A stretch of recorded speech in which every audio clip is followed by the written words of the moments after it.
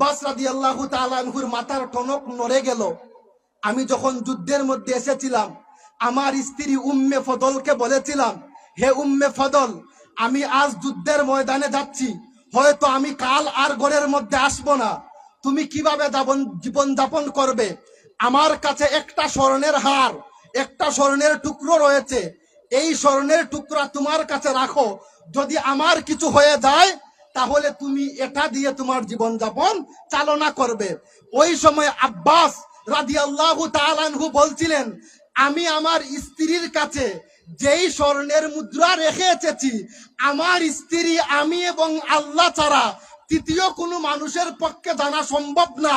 যেহেতু আমার বাতিজা মদিনা শরীফের মধ্যে দাঁড়িয়ে মক্কার খবর বলতে পারে, নিঃসন্দেহে আমার বাতিজাই হক নবী। উনি পড়ে ফেললেন, আশহাদু আল্লাহ ইলাহা ইল্লাল্লাহু